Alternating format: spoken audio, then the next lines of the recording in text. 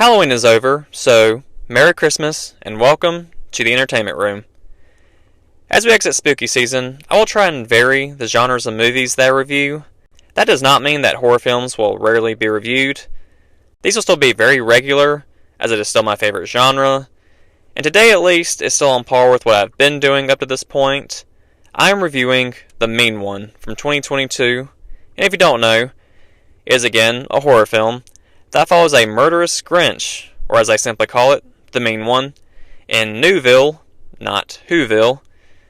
If you listen to my Winnie the Pooh Blood and Honey review, you'll know that while I see the appeal of these types of films, they don't always land in the way that I hoped. Of course, they are meant to be bad films, just with humor, subtle or otherwise. Sometimes even with their off-the-wall plots, they can still come across kind of boring or just like a missed opportunity, just to make something really stupid. The Mean One, of course, is just as in danger of falling victim to this, but does it? Or does it contain an awesome amount of satire and slapstick comedy that just works for this holiday season? Let's get straight into it.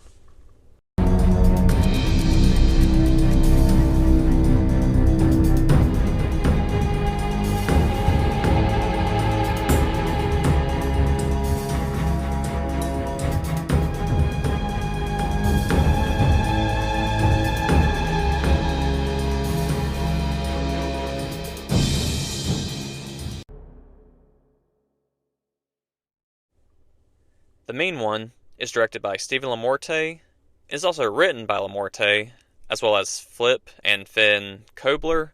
I hope I'm pronouncing that right. But with Flip Kobler being the one who plays Cindy's dad, Lou.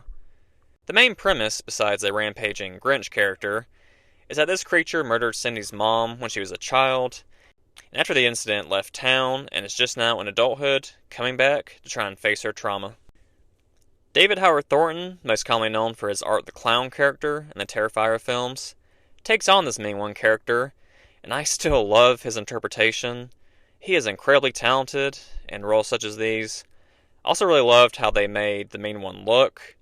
The makeup and design is actually pretty good for what I was expecting, especially with what I can imagine is a pretty small budget. I won't focus on this past this point, especially since I have a whole review out. But with Winnie the Pooh Blood and Honey, yes, it was laughably bad, but it still felt like a generic horror slasher all the same, just with worse acting. And that's all those characters had in that film, was just the over-the-top, terrible acting, but it all felt too minimal. It didn't really lean into the comedy aspect as much as I had hoped, and it just wasn't really as interesting of an execution. People will also hate these films for how bad and stupid they are anyway, and simply just don't find the humor funny. And that's fine. For me, though, this effort is miles better and much more entertaining than Blood and Honey. And really, actually kind of like this film for what it was. It ups the ridiculousness times 100 at the very least, and it embraces its stupidity, and I find myself laughing, in a good way, pretty often. These characters are pretty dumb and exaggerated, as you can imagine, but I kind of like them. Crystal Martin, who plays Cindy, our lead, is normally a stunt actor, and they incorporate that at one point in a really hilarious and endearingly cheesy fashion. I didn't know that about her going into the film.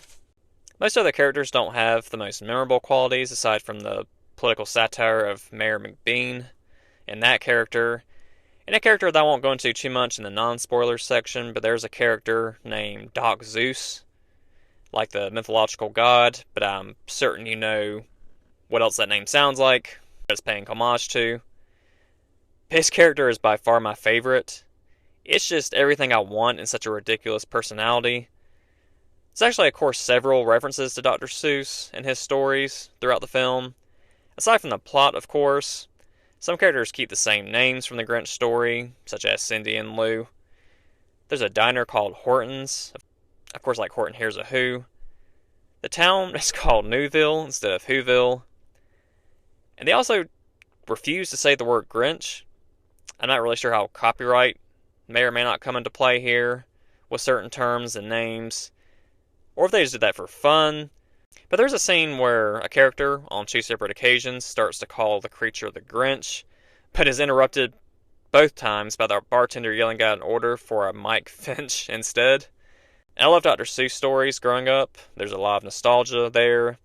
Even in this film, despite the fact that it's aiming to ruin your childhood a bit. The Grinch in particular, especially Jim Carrey's interpretation, holds an important place for me. Even at 27, I just got back from Universal Orlando in Florida, and I'd be lying if I said that I did not come home with some Grinch merchandise. And it is crazy that this wild-ass film still took me to that place mentally.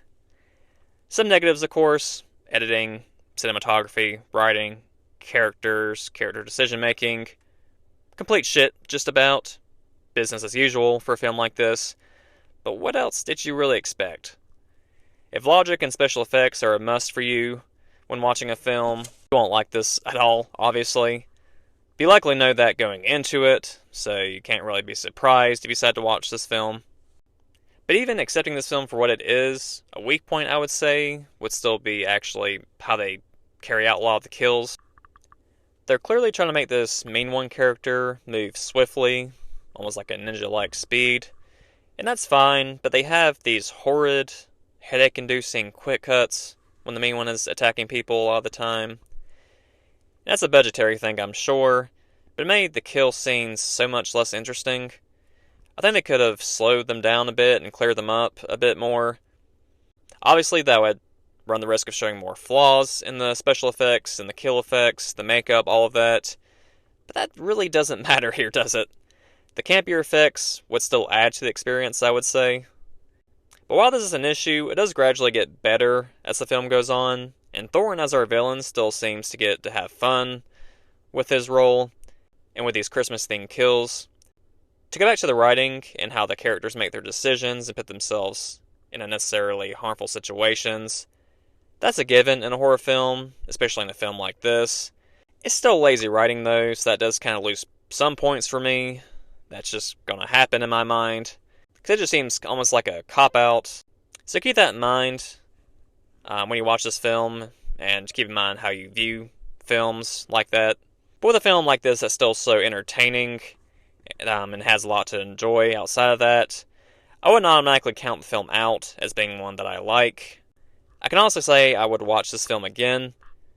The exaggerated style works for me this time around, and I can see myself watching it even once a year, or once every other year, around this time. This is definitely a newfound guilty pleasure for me. If you do like these types of films, like Winnie the Pooh, Blood and Honey, Sharknado, the Banana Splits movies, these trashy type horror films, I can't imagine you won't find enjoyment in this one. If you do like it, it's okay. Don't be ashamed. You have much more support than you think. But if these aren't your thing, I highly doubt this film will change your mind. I don't see this being the one that will do it. So, if you dedicate your time to this, that's on you. But with that being said, on to some spoilers. I didn't really expect to care much about the relationships between characters, but a few of them really worked. Cindy's dad didn't stick around long, but it was an endearing relationship, seeing how they got along and wanted to celebrate Christmas. Granted, it is also all very Hallmarky, Lifetime-esque. That effectively adds to the goofy vibe a bit. One of my favorite very small aspects of the film I enjoyed was a couple times they tried to put the Mean One on a wanted poster or a sketch. My picture for this episode, as a matter of fact, as you'll see, is the actual professional sketch they released to the public on the news that the reporter totally presented with a straight face. It's a drawing that was much worse than Cindy's childhood drawing that she presented to the police after her mom was murdered. It was my favorite laugh for some reason. Not the best scene in the movie, but my favorite laugh I had, just because it was so unexpected. Cindy, as an adult, put up wanted posters also against the sheriff's warnings of the Mean One. But it's so fucking terrible. It's a god-awful photo. It just has a black, unidentifiable object taking up most of the frame. And she actually puts 3 words below it and described it as big, furry, green. Like, that's literally exactly how it's written. And number one, there is no goddamn green in the photo, besides maybe some trees in the background, if I remember right. Secondly, It kind of reminded me of the Alaskan bullworm episode on SpongeBob, where he proclaimed the description of the worm was big, scary, and pink. Jesus Christ. And getting me back onto the kills a bit. They're decent occasionally, like I said, the best being the diner scene at Horton's Diner, where the main one kills the SantaCon group. There were some interesting kills using Christmas decorations around the restaurant. Still comical throughout, as well. A couple of my favorite parts being the killing of a person in a, inflatable Christmas tree costume. Only because of the scream the person yells out as he's being stabbed with a decorative candy cane. I can't think of how to describe the scream at first. I think maybe it's reminiscent of a grown-up Charlie Brown when he's drunk as fuck. I don't know. The other being a shot you get in the background of an oblivious driver waiting on these SantaCon people to wrap it up. And it's just the mean one running by a window, gleefully swinging Christmas lights like a lasso. And of course he completely misses it when he turns to look. Something else I noticed in the scene, and of course as the film goes on, was how Thornton's performance as the mean one still holds on to some of Jim Carrey's quirks he gave to the 2000 film. Just the little mannerisms, facial expressions, things like that are still present here, so I thought that was really cool. One more note on that iconic 2000 film. I feel like it would have been really epic if they had scored Taylor Momsen to reprise her role as Cindy, especially with her life contrast between that little girl in that film and the appearance she took on, and with her band and everything. That just would have been a really funny twist. But I'm also not hating on Crystal Martin's involvement either. Her intentionally cheesy montage of her training to fight the mean one and buying and stocking up weapons and Christmas decorations to draw him in. That was comical in its own way, and to later discover that she's a stunt performer or stunt double actually made that a lot more interesting. Watching that back. Also, the plot point that the town stopped decorating for Christmas because they discovered that's what draws our villain in was kind of a nice touch. Comical also because it kind of reminded me of the law in Footloose, where you're not allowed to dance, but this time with deadly consequences. It feels just as ridiculous on paper, but actually kind of works and makes a little bit more sense here, to be honest. The Doc Seuss character is my favorite because I feel he, above everyone else, completely embraces his role as the town drunk who knows things about the haunting presence over Newville. He had some nice quotables here and there, and even rhymed with a narrator at one point. The mayor character is also an interesting, exaggerated political figure as well. How she puts her candidate stickers on everyone, no matter how inappropriate the timing or the situation. There's also a random note on a line that she speaks.